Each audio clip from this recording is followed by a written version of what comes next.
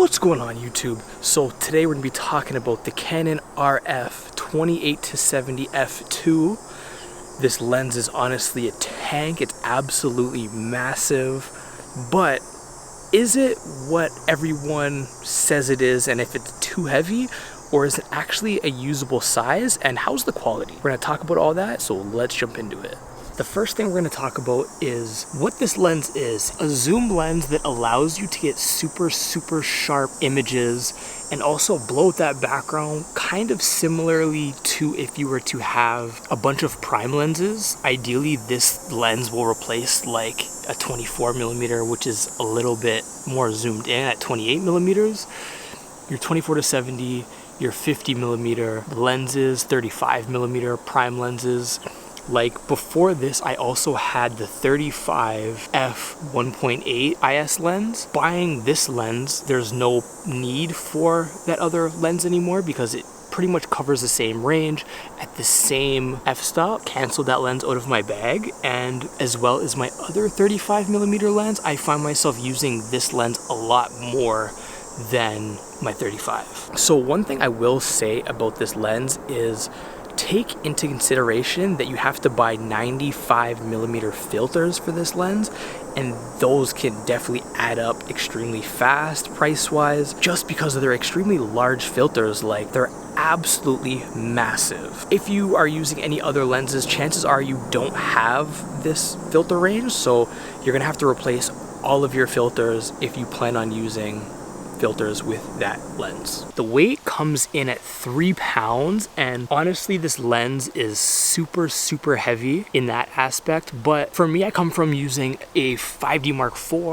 and like 5D Mark III, and I used to have an 85mm 1.2 or a 70-200 f2 IS lens, and in my opinion it's not any heavier than those lenses and those camera setups. So like for me personally, that this doesn't affect how I feel about it, and it's not too heavy in my opinion. Plus this lens also allows me to minus 3 lenses, like a 24, 35, 50, maybe even an 85, especially when you're traveling and hiking. That's a lot of weight that's off your back. So I'm going to include some sample images of just the images that I've created. Obviously with quarantine and everything like that, I haven't been able to really get deep into it, but for me personally, I love like the travel lifestyle type images, so it allows me to get super wide shots as well as zoomed in and more like detailed shots if I need to, or I can zoom into the 70mm and like obliterate that background, especially for a zoom lens. And this is definitely ideal for me.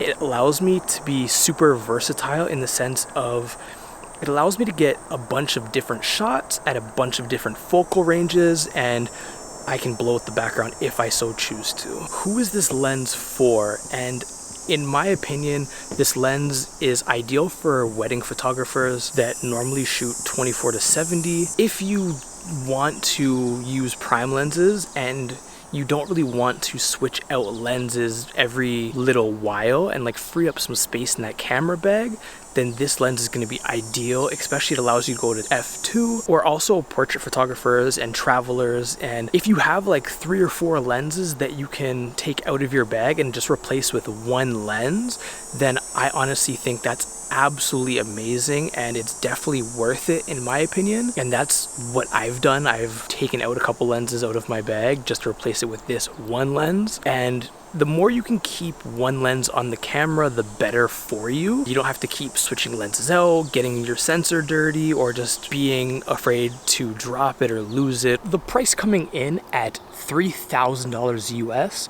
or $3,900 Canadian, and that's absolutely mind-blowing. This is by far the most expensive lens that I've purchased. Like, this lens is almost as expensive as my first car, which is crazy to think about because a car is a lot bigger, takes you places, You could live in it if you so choose to. You could use it for business. But yeah, anyways, it is extremely expensive. It is heavy.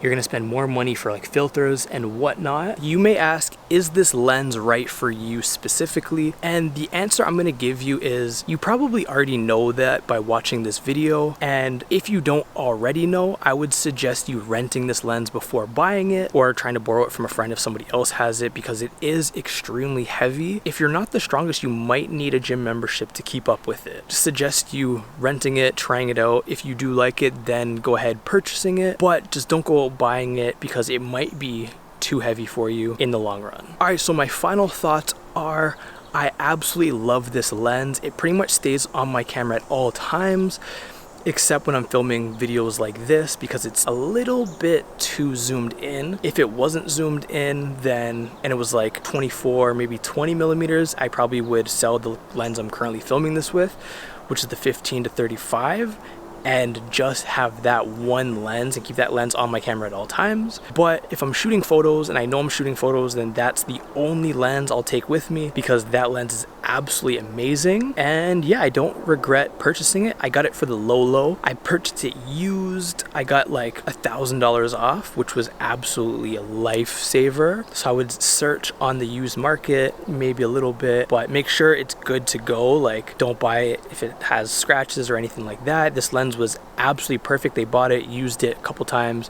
and then sold it. They take care of their stuff. That's all I have for this video. If you did like this video, please like, comment, and subscribe. And if there's any other RF lenses or EF lenses that you do want me to review, leave it in the comments down below and I'll try to get to them. And until the next video, peace.